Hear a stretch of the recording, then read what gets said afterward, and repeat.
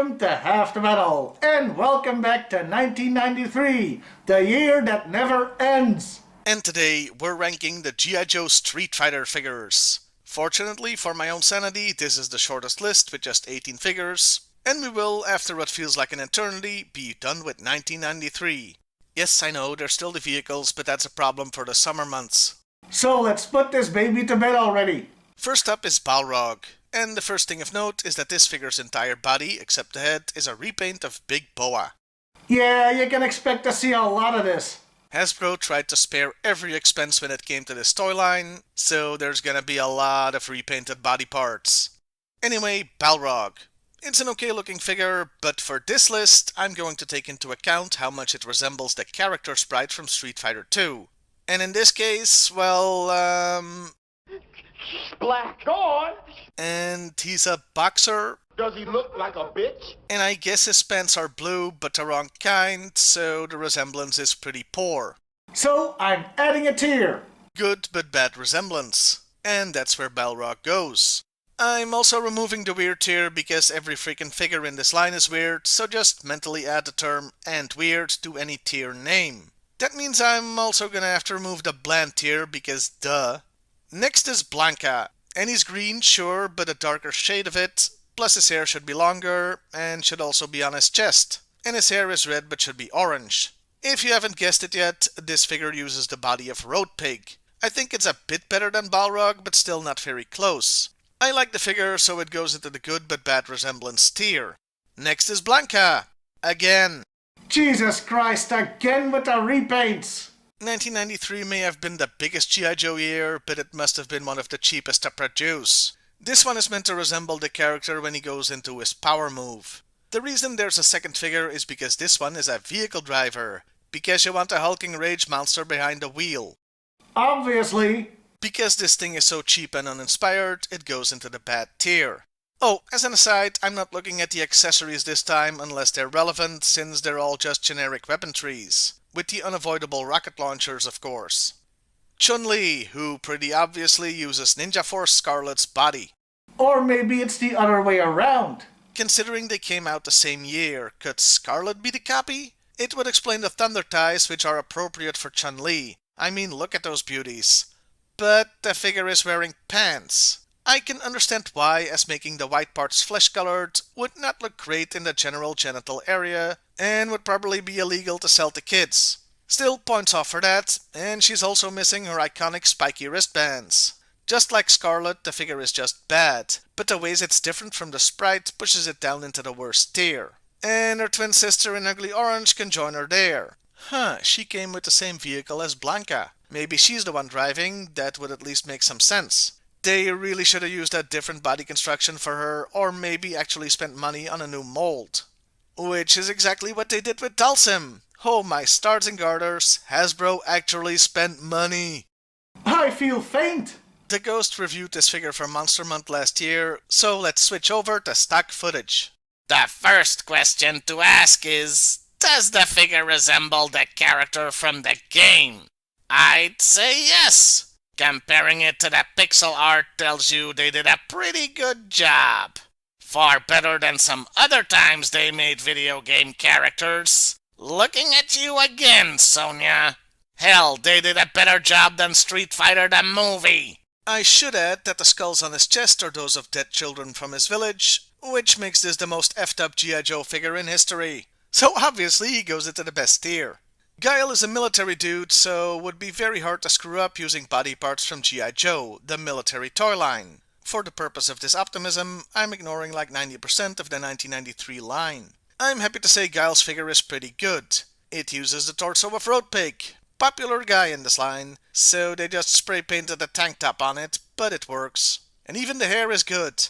Well, no, it's not good, I mean look at it, but it's a good resemblance. So I'll put him in the good tier. And his vehicle driving twin can join him, as it does look like a mirror match sprite. For Honda, Hasbro didn't really have a choice but to create a completely new mold because he's a freaking sumo wrestler. And unsurprisingly, when they are forced to put in the effort, a figure can be good and pretty faithful to the source material, so he goes into the good tier.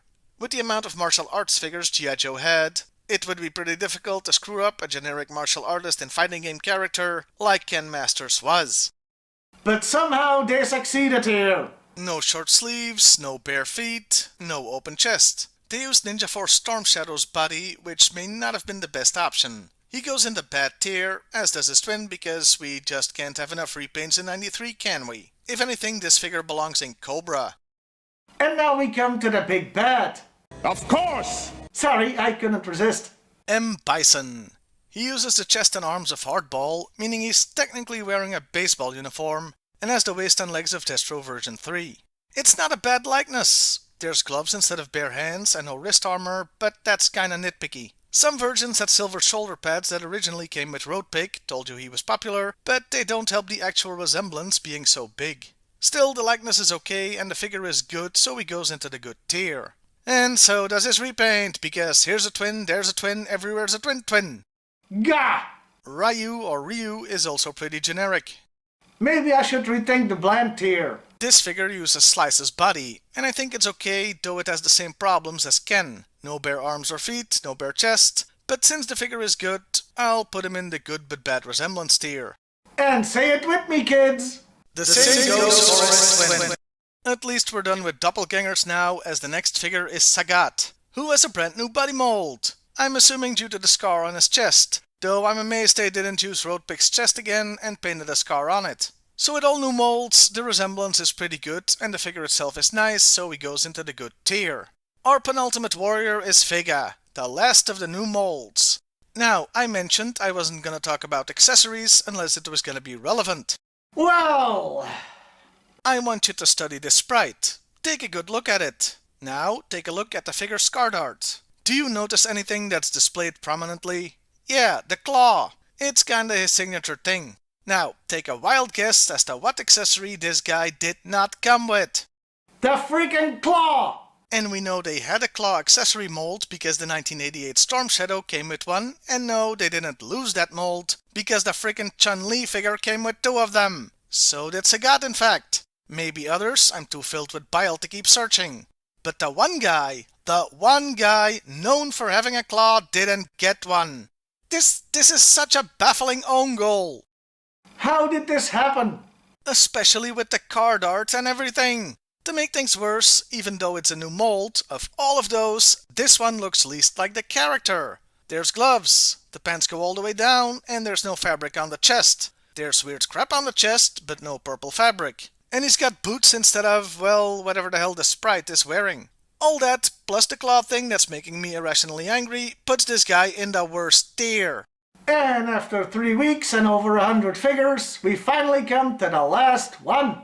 Zangief. And it's quite an interesting one to end on. First of all, I really feel they should have bit the bullet and made a new mold for him too. I mean, he's a huge wrestler. But since they used G.I.Joe parts, I would have thought Roadpig would get another shot in.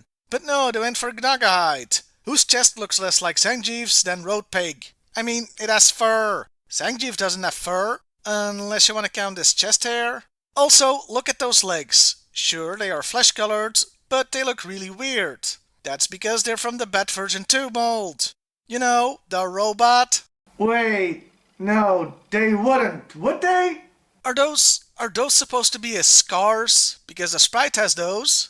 This was a baffling choice, really. Another one was giving him black hair while the character's hair is brown. I could go on here, but I think you can see where this is going. Yeah, he goes into the bad tier. He avoids the worst tier because I still kinda like the figure itself. And we're done. All 1993 Street Fighter figures ranked. And indeed, at long last, every 1993 G.I.Joe figure ranked. It's over. It's finally over. 1993 is finally done. We killed it.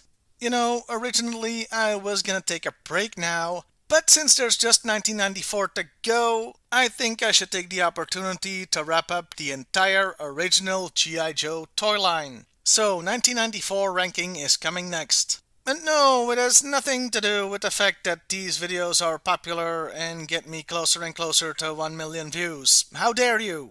Finally, I will say this about the Street Fighter line overall. There was some good, some bad, and a lot of money not being spent by Hasbro on what was a really hot license at the time. Maybe one day I'll do a post-mortem video on the whole thing.